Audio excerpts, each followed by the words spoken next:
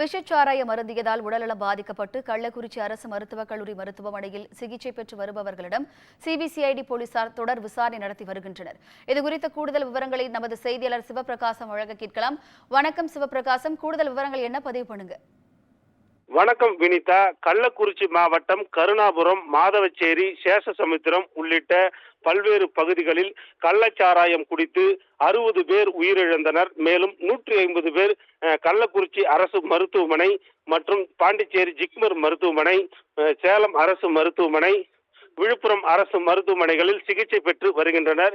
இந்த நிலையில் இந்த கள்ளச்சாராய விவகார வழக்கை தமிழ்நாடு அரசு சிபிசிஐடி போலீசார் விசாரிக்கும் என உத்தரவு பிறப்பிக்கப்பட்டது. அதனைத் தொடர்ந்து சிபிசிஐடி எஸ்ஐ வினோத்குமார் தலைமையில் இந்த வழக்கை விசாரிக்க உத்தரவு பிறப்பிக்கப்பட்டது.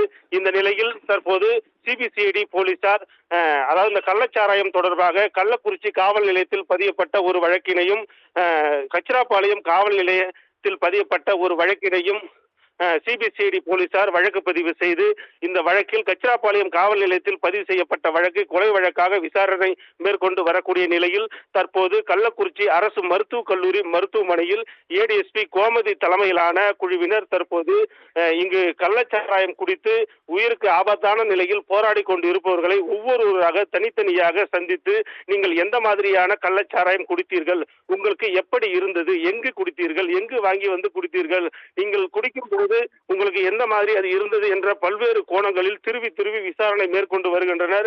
இந்த விசாரணை நடைபெற்று வரக்கூடிய நிலையில் மேலும் அங்கு அரசு மருத்துவக் கல்லூரி மருத்துவமனையில் சிகிச்சை அளிக்கப்படக்கூடிய மருத்துவர்களுக்கும் இவர்கள் எந்த மாதிரியான கள்ளச்சாராயம் குடித்துள்ளார்கள், அது எப்படி உடல் நலத்திற்கு பாதிப்பு ஏற்படும் வகையில் செயல்படுகிறது, அதனை குணப்படுத்த என்னென்ன மருந்துகள் கொடுக்கப்படுகிறது உள்ளிட்ட பல்வேறு விசாரணைகள் மேற்கொண்டு வருகின்றனர். மேலும் இவர்கள் தொடர்ந்து அதிரடியாக கைது நடவடிக்கையிலும் ஈடுபட்டு வரக்கூடிய நிலையில் கருணாபுரம் பகுதியிலும் அங்கு உள்ளவர்கள் எப்படி இந்த கள்ளச்சாராயம் இந்த அளவுக்கு ஊடுருவி வந்தது, இது யார் மூலமாக வந்தது, இது எங்கிருந்து கொண்டு வரப்பட்டு ஒரு நாளைக்கு எவ்வளவு விற்பனை செய்யப்படுகிறது உள்ளிட்ட பல்வேறு கோணங்களில் சிபிசிஐடி போலீசார் விசாரணை மேற்கொண்டு வருகின்றனர்.